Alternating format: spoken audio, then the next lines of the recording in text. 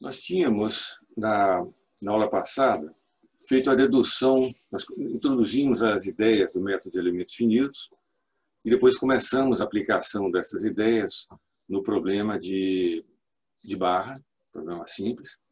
Então, a gente começou aqui identificando um elemento de barra, identificando os nós, no caso aqui é uma formulação de elemento de apenas 2 nós, então nas extremidades, com numeração local 1 e 2.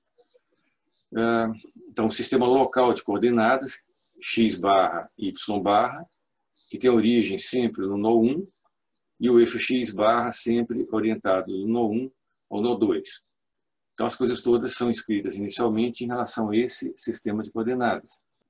O processo aqui começa com a ideia de uma discretização de todos os campos.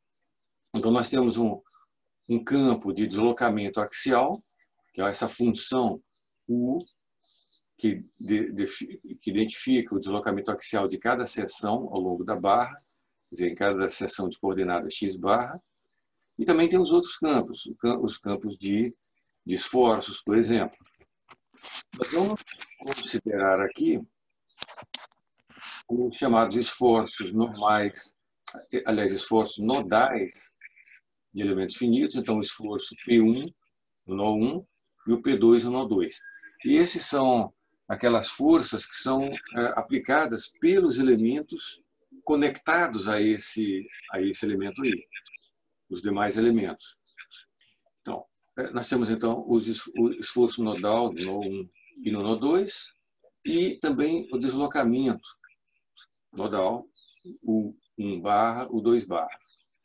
Então, nós fizemos uma dedução usando o segundo teorema de Castiliano e nós chegamos nessa representação aqui do equilíbrio desse elemento.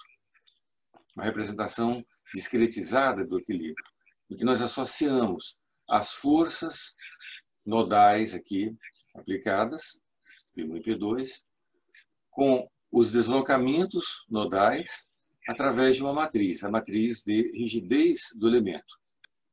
O que nós vamos fazer aqui vai ser uma dedução que segue um outro procedimento para chegar nesse mesmo ponto aqui.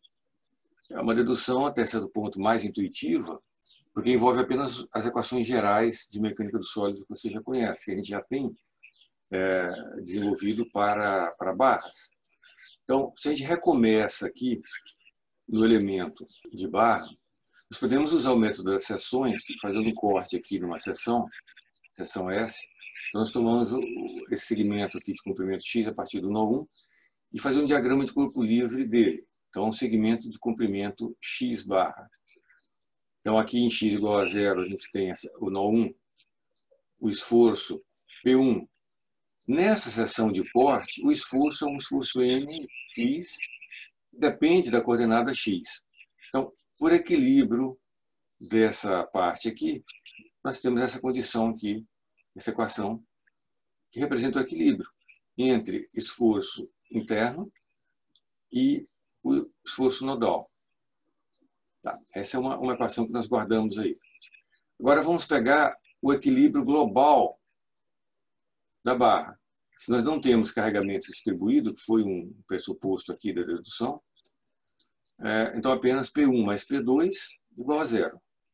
Aqui, eu espero que vocês estejam estranhando um pouco isso aqui, né? Qual a utilidade de a gente escrever P1 mais P2 igual a 0? O problema é tão simples que fica evidente que P1 e P2 não podem ser independentes. De fato, P2 tem que ser igual a menos P1. Certo? A questão é que nós não estamos, de fato, interessados em resolver o problema de uma barrinha, né?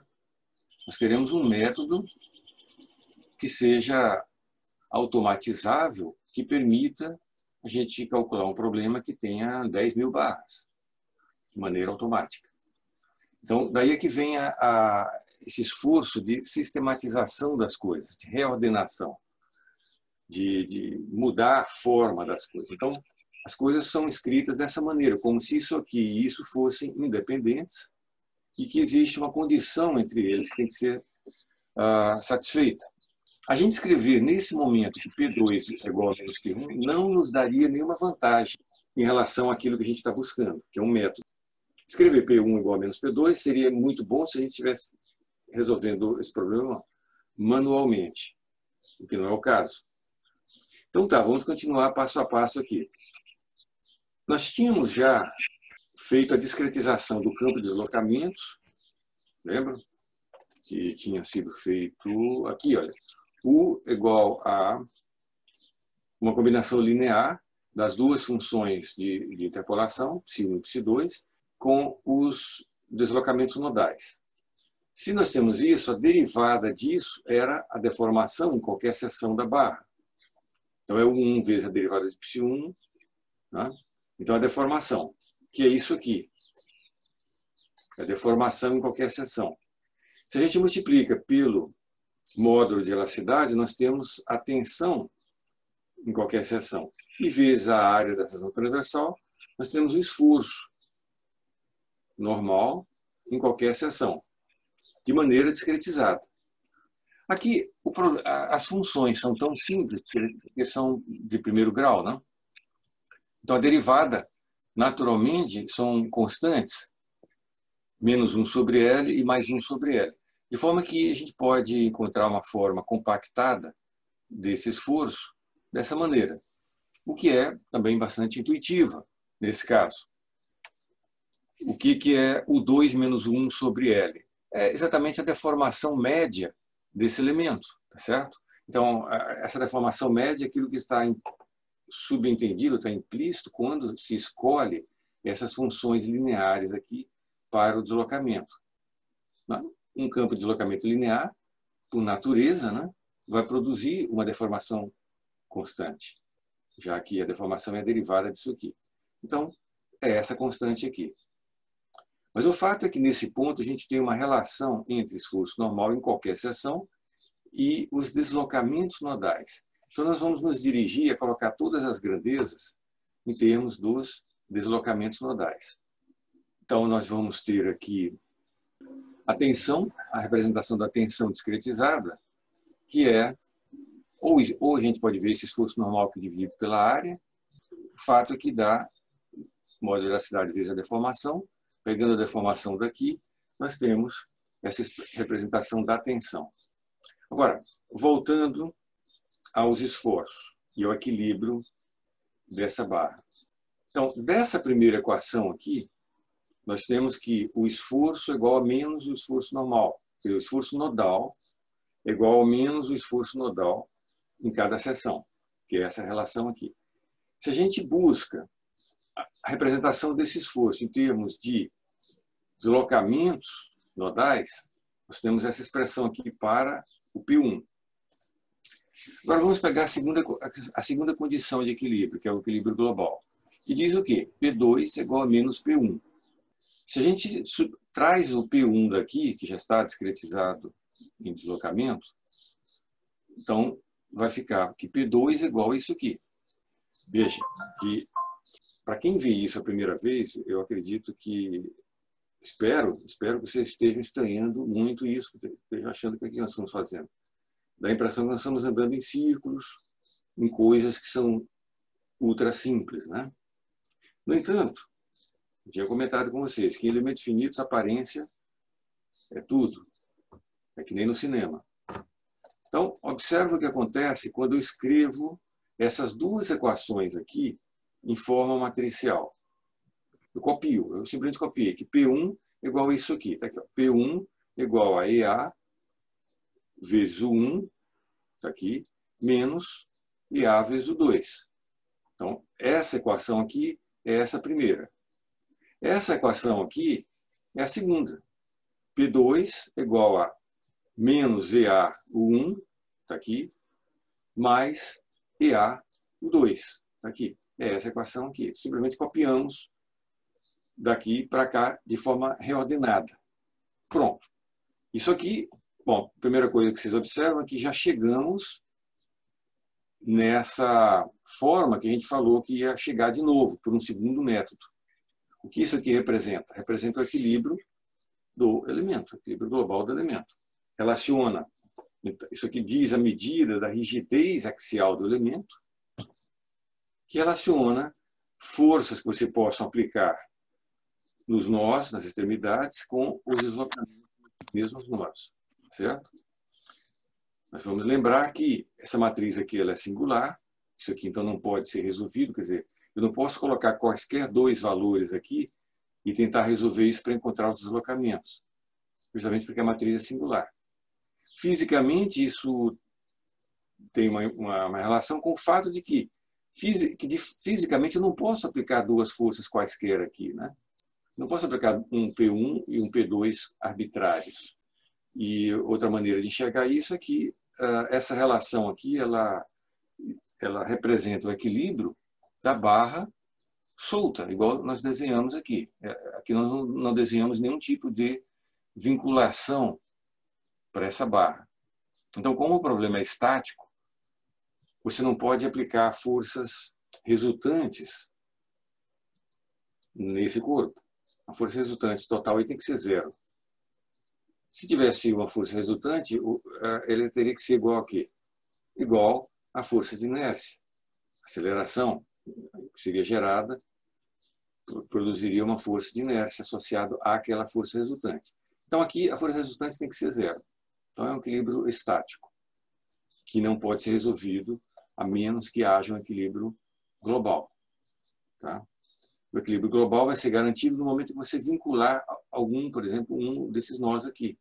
Você vincula, aplica a força do outro lado, automaticamente vai ter uma reação aqui adequada, que garante o equilíbrio global.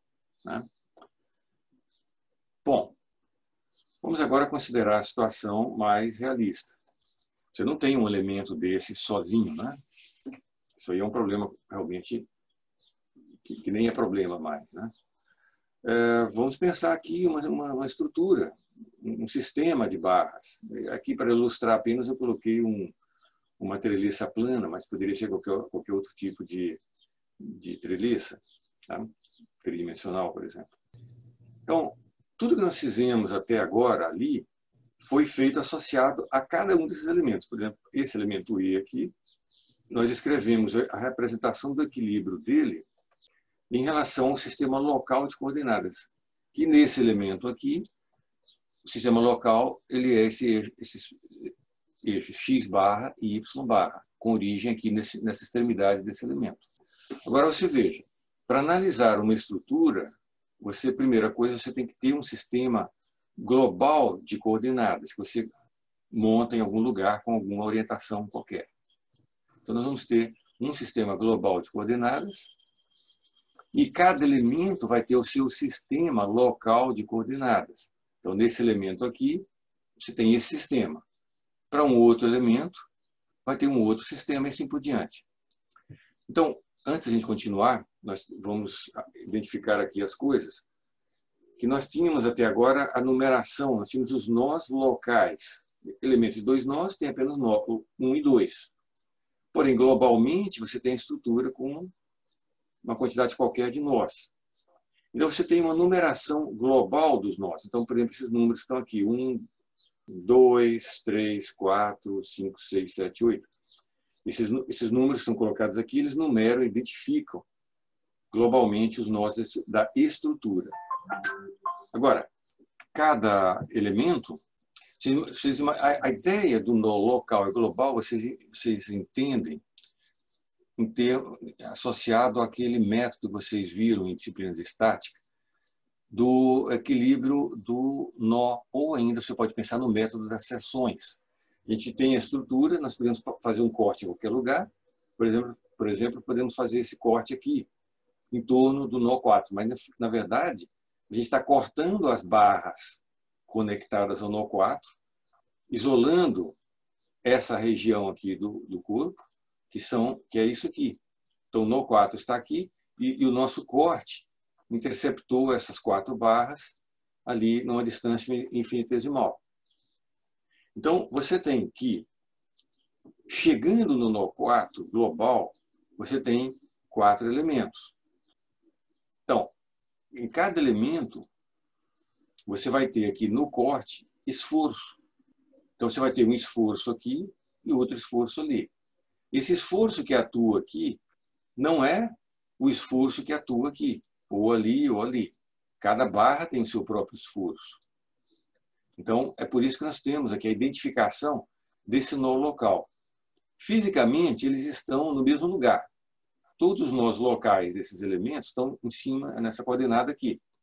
Porém, a gente pode considerar que eles estejam infinitesimalmente separados. É como isso aqui. Certo? Aqui está o nó local e aqui está o nó global, infinitesimalmente próximo. Isso permite que nós possamos identificar o esforço daqui, que é diferente do esforço nesse outro elemento, etc. E, por sua vez, vai ser diferente também das forças externas globais que nós vamos aplicar na estrutura. Nós não vamos aplicar força nesse nó aqui da barra, de uma certa barra. Nós vamos aplicar forças nos nós globais, no nó 4, no nó 8, etc. Essa força que eu aplico no nó 4 vai ser distribuída entre os elementos que estão ali. Então, você vai ter um certo esforço aqui, outro ali, outro ali, outro ali, de tal forma que a soma de todos eles vai dar igual àquela força externa aplicada naquele nó. Então, por isso que tem que ter claro essa distinção entre nó local, de um elemento, e nó global. Isso aqui são os fundamentos das ideias. O resto vai ser deduções que são, acredito, razoavelmente fáceis de serem seguidas. Vamos continuar. Nós temos a representação do equilíbrio de um elemento aqui em relação ao seu próprio sistema local. O que nós queremos, aqui, nós queremos analisar a estrutura global. Para isso, nós vamos ter que gerar um sistema algébrico que represente o equilíbrio da estrutura global. Esse sistema algébrico vai ter uma matriz de rigidez que representa a rigidez da estrutura global. Essa matriz de rigidez ela vai ser construída através das contribuições de rigidez fornecidas por cada elemento. Quer dizer, esse elemento aqui vai contribuir com a rigidez global de um certo tanto, esse elemento aqui de um outro tanto, etc. E nós vamos ter que, digamos assim, adicionar todas as parcelas de rigidez de cada elemento e chegar na rigidez global. Agora, como é que eu vou poder, digamos, somar matrizes de rigidez de um elemento com matriz de rigidez do outro? A condição é que eu tenho que converter todas essas matrizes aqui do seu sistema local para o sistema global. Então, quando eu converter a matriz de cada elemento aqui para o sistema global, aí eu poderei somar essas contribuições, correto? Uma maneira de você enxergar isso é aquela maneira simples. Por exemplo, a representação de um vetor. Você tem as coordenadas do vetor em relação a um sistema de coordenadas. Aí eu tenho um outro vetor, que eu tenho as coordenadas em relação a um outro sistema. Eu não posso somar essas coordenadas, correto? Eu não posso somar as coordenadas de um vetor que está... As coordenadas em relação a um sistema com coordenadas de outro vetor que está em relação a um outro sistema. Se eu quiser somar coordenadas, ou somar vetores, eu preciso converter as coordenadas dos dois vetores para um mesmo sistema, que pode ser um dos dois ou um terceiro. Aqui funciona da mesma forma.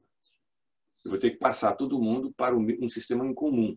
Então, tá. Entendido isso, podemos passar agora aos detalhes. Vamos relacionar aqui as grandezas. Nós temos isso que nós deduzimos aqui atrás, foi em relação a esse sistema local aqui, x barra, y barra. Agora vamos colocar esse elemento em relação ao sistema global de coordenadas, x e y.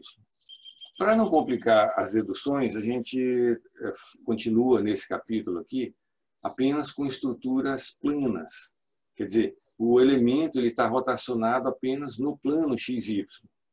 De forma que a rotação dele fica completamente definida apenas por esse ângulo θ, que ele é medido de forma, ele é positivo anti-horário, correto? Por quê? Porque aí você passa a ter um vetor no sentido positivo de z. Lembra que é x, y e o z.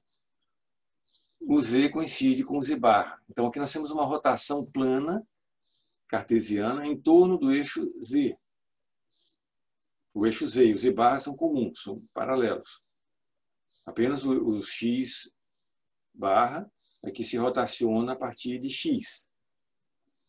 Certo? Então, lembram bem, esse θ, ele tem origem no eixo x e ele é positivo, ele identifica o x barra a partir de x. Se essa posição final for obtida por uma rotação anti-horária, esse ângulo é positivo. Bom, e aqui nós temos as grandezas. O 1 e o 2. O esforço P1 e P2. Agora, o que nós queremos aqui nesse momento? Você observa que existe esse nó aqui, ele tem um deslocamento 2, né? Barra. O 2 na direção x barra, direção local axial. Eu quero converter esse deslocamento para esse sistema global. Aqui é que vem uma ideia. Se a gente pega, vamos voltar àquele elemento original ali, esse elemento aqui que estava no sistema local. Se eu estou buscando apenas a rigidez axial, você observa que o elemento não tem rigidez transversal. Eu não posso aplicar aqui força transversal no nó 1 ou no nó 2, certo? Agora, nada impede que esses nós sofram deslocamento transversal, apenas que não há rigidez transversal do elemento, certo? Mas nós temos que ver, por exemplo, que esse nó aqui, o deslocamento dele pode ser para lá. Pode ser um vetor que tem uma componente em x barra e outra componente em y barra. Da mesma forma como no 1. Então nós podemos pensar aqui no U2x barra e um U2y barra, que são essas duas componentes aqui. U2x barra, U2y barra, a mesma coisa no nó 1. Então a gente tem as duas componentes de um vetor no nó 2 e tem um outro vetor no nó 1 que também tem suas outras componentes. Então isso aqui gera um vetor. O que nós queremos nesse ponto? Eu quero representar esse vetor, que está com uma orientação ali, por exemplo, para cima. Eu quero representar esse vetor em suas componentes nas direções globais. Tá? Voltando agora, considerando os esforços. Lembra, eu posso ter deslocamento transversal aqui, mas não posso ter esforço transversal. Se eu tivesse esforço transversal, isso aí teria que ser modelado como viga, né? Não como barra. A barra, por natureza dessa formulação, ela não tem esforços cortantes ou momentos vetores. Então, eu posso dizer que existe um esforço transversal aqui, porém que sabe-se previamente que ele vale zero aqui, e um esforço aqui transversal que também vale zero. Seriam esses dois aqui, P2y e P1y. Essas componentes transversais dos esforços. Por que eu preciso, digamos, fabricar essa componente aqui? Bom, porque eu pretendo também fazer uma rotação de componentes cartesianas desse vetor esforço. E não dá para fazer rotação de uma componente só. Eu preciso de ter essa componente e essa, se eu quiser fazer rotação de um sistema local para o global. O fato disso aqui ser zero não perturba em nada essa necessidade. Então, vamos ver aqui como que isso fica. Vamos organizar os esforços dessa maneira. Essas duas componentes do esforço no nó 1, nas direções, então isso aqui é P barra, né? P1x barra, P1y barra, no nó 1. No nó 2, são essas duas componentes aqui. Mesma coisa para os deslocamentos. Um vetor de deslocamento U barra, um V1 barra e o 2V2 barra.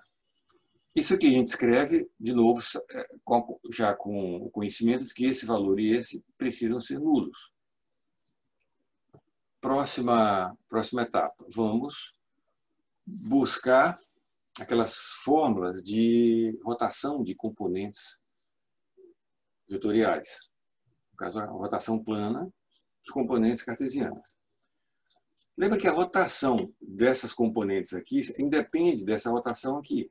Isso aqui são as componentes de um vetor, isso aqui de um outro vetor completamente diferente. Isso aqui é num nó, isso aqui é em outro. Então, eu coloquei um desenho aqui, se vocês quiserem seguir a trigonometria um pouco, se não lembrarem como que as coisas são. Mas o fato é que essas componentes no sistema local, elas se relacionam com as componentes do mesmo vetor no sistema global por essa matriz aqui, uma matriz de rotação. Tá? Então, a gente tem a relação entre essas componentes com essas componentes aqui. Sempre tudo dado pelo mesmo θ. Isso aqui no nó 2 e também no nó 1. A matriz vai ser igual porque o elemento é reto, o ângulo é o mesmo. Essa matriz de rotação vai servir tanto para os esforços quanto para os deslocamentos. Então, a matriz é a mesma. O 1 barra V1 barra, o 1 V1, nas direções globais. Aqui. Essas duas relações a gente pode colocar de uma maneira compacta, dessa maneira aqui. Quer dizer, U barra é igual a essa matriz T vezes U, V barra T vezes P. T é a matriz de transformação. Então, veja que essa parte aqui não é nem propriamente dito elementos finitos. Né? Isso aqui é álgebra, né? Transformação de coordenadas, rotação plana para 4 vetores. Vários vetores, né? Deslocamento e esforço. O que nós vamos fazer agora é voltar aqui para elementos finitos. Qual era o nosso ponto de partida? Era aquela expressão do equilíbrio do elemento nas suas direções locais. Isto é, relaciona esses esforços com esses deslocamentos aqui, axiais. Era isso aqui. Só que a primeira coisa que nós vamos fazer é expandir essa expressão aqui. Nós vamos colocar aqueles esforços que a gente sabe que são nulos. Então, no nó 1, nós vamos colocar um esforço na direção Y e no nó 2, um outro também. Isso aqui vai criar uma nova igualdade. Isto é, nós queremos colocar uma coisa que seja fisicamente realista, né? Tem que ser que P1Y tem que ser igual a 0. Então, essa linha aqui é toda igual a 0. E essa. Não importa quais os deslocamentos nodais que tenham aqui. Então, essas duas equações estão ok. Eu simplesmente incorporei aqui duas expressões. 0 igual a 0. De novo, eu estou falando para vocês, elementos finitos é que nem cinema. Que nem a celebridade, o mundo das celebridades. As aparências são muito importantes aqui. A forma, né? Eu simplesmente coloquei 0 igual a 0 e outro 0 igual a 0. Aí, eu quero que fique uma matriz quadrada aqui. Então, eu quero que a primeira equação fique exatamente a mesma. Eu não quero mudar essa equação, essa primeira aqui. P1x tem que ser igual a isso aqui. O 1 menos o 2. E está aqui. Quando eu coloco esse 0 aqui e esse produto aqui vezes esse vetor vai dar exatamente essa primeira linha aqui. Então, não foi inventado, não foi modificado, não foi gerado nenhum erro, nada aqui. Certo? A primeira equação está copiada aqui, a segunda está copiada aqui. Foi introduzido esses dois zeros, duas linhas nulas aqui, essas colunas zero. Então, isso aqui representa exatamente a mesma coisa que aquilo. Porém, com a vantagem que agora, para cada vetor, eu tenho as duas componentes cartesianas no sistema local. Mesmo que não haja rigidez transversal. Mas é bom porque a gente sabe que vai haver deslocamento transversal. Como é que eu sei que vai ter deslocamento transversal? Por exemplo, nesse elemento aqui, como é que eu sei que vai ter deslocamento transversal aqui do nó local 1 desse elemento? Esse nó 1 aqui vai ter deslocamento transversal também. Se eu aplico um carregamento aqui, todo mundo se desloca. E é claro que esse nó 4 não vai andar puramente naquela direção lá, né? Ele vai andar para algum lugar. Esse algum lugar vai significar que vai haver uma componente desse deslocamento nessa direção aqui, que é o U1 barra, e também vai ter uma componente transversal, eventualmente. Entendido isso? O elemento não tem rigidez transversal, mas a estrutura tem rigidez em todo o plano, em qualquer direção. Correto? Por enquanto, isso aqui representa só a rigidez do elemento. É por isso que aparece zeros aqui. Mas a estrutura não vai ter zeros. A estrutura vai ter rigidez. Então, vamos continuar. Vamos colapsar isso aqui e fazer uma representação compacta. Observa que esse vetor aqui é exatamente aquele vetor P barra que nós tínhamos aqui. Vamos colocar aqui, vamos copiar aqui a transformação, já que não está cabendo. A transformação que nós tínhamos encontrado era isso. Isso aqui, observa, isso aqui é o equilíbrio do elemento.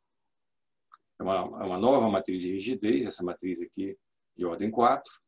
O vetor completo de deslocamentos nodais do elemento ainda no seu sistema local. Então, tudo isso aqui é no sistema local de coordenadas. Agora vamos entrar com as transformações de coordenadas, que são dadas por isso aqui. Então, o que a gente tem a fazer agora? É simplesmente pegar, eliminar P barra com isso e o barra com isso. Então, P barra fica TP, K, TU. Certo? Eu simplesmente substituir isso aqui dentro. A matriz K continua aquela mesma, K barra.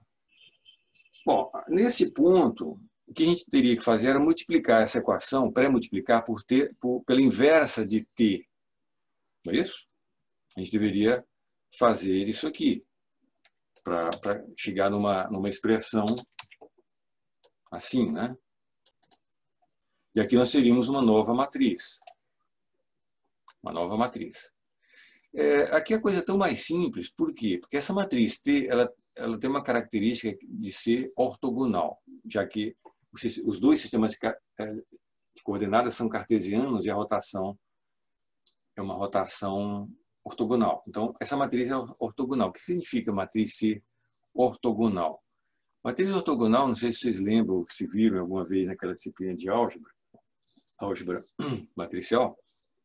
A propriedade de ortogonalidade de uma matriz é quando você tem que T menos T vezes T, ou T vezes a transposta de T, é igual à identidade. O que significa que a inversa de T é simplesmente a sua transposta. Então, em vez de eu ter a inversa aqui, eu simplesmente coloco transposta. Está aqui. Então, isso gera uma nova matriz, que vamos chamar de KE, uma matriz do elemento. Agora, a gente tem essa relação aqui. Isso aqui deveria ser um U. Como é que a gente sabe que essa matriz de transformação é ortogonal? Bom, incrivelmente simples. Vamos voltar na expressão dela. Isso aqui. O que seria a inversa da matriz? Lembra que esse ângulo ele tem um sinal, né? Ele é positivo se ele for assim. Digamos, o positivo você parte do eixo x para o x barra. Como é que você faria para partir do x barra e chegar no x? Em vez de você usar mais θ, você usa menos θ. Então você vai observar que se eu substituir, trocar o sinal do θ nessa matriz, ela vai ser a inversa. Certo? Se eu colocar menos θ aqui, vai dar a inversa dessa matriz. Porém, o que acontece quando eu coloco menos θ? Eu vou obter exatamente a transposta dessa aqui. Por quê? Porque cosseno de menos θ é igual a cosseno de θ. Então, esses termos aqui da diagonal não mudam. O seno ele troca de sinal. Quando eu colocar menos θ, vai ficar menos seno de θ. E aqui mais seno de θ. Então, simplesmente é uma transposição. Então, fica fácil de enxergar nesse caso aí. Agora, então nós temos essa expressão aqui, que ela representa o equilíbrio do elemento. Só que agora, usando grandezas que são associadas ao sistema global de coordenadas. A forma dessa matriz é isso aqui, T transposto K barra T. Como a matriz K ela é muito simples, aliás, a K barra, essa matriz aqui cheia de zeros, é muito simples, e a própria matriz de rotação também é simples, essa matriz aqui cheia de zeros e etc. Então, dá para ser feito o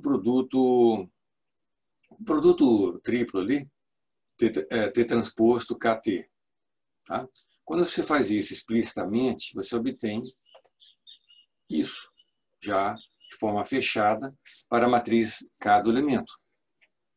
Então, você nem precisa mais fazer esse produto aqui.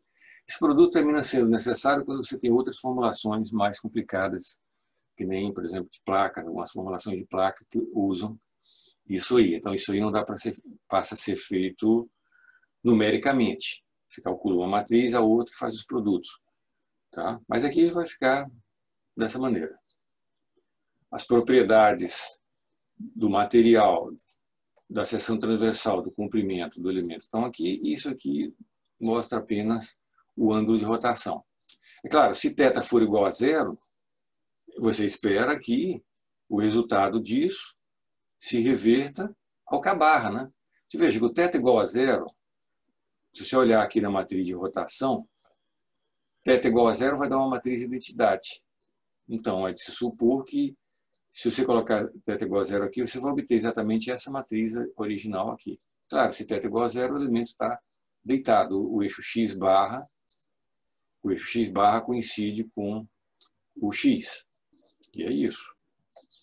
Quase chegamos ao final da parte principal desse método, dessa sequência de formulação. Nós vamos continuar a ver as próximas etapas através de exemplo, para ficar um pouco mais fácil de enxergar.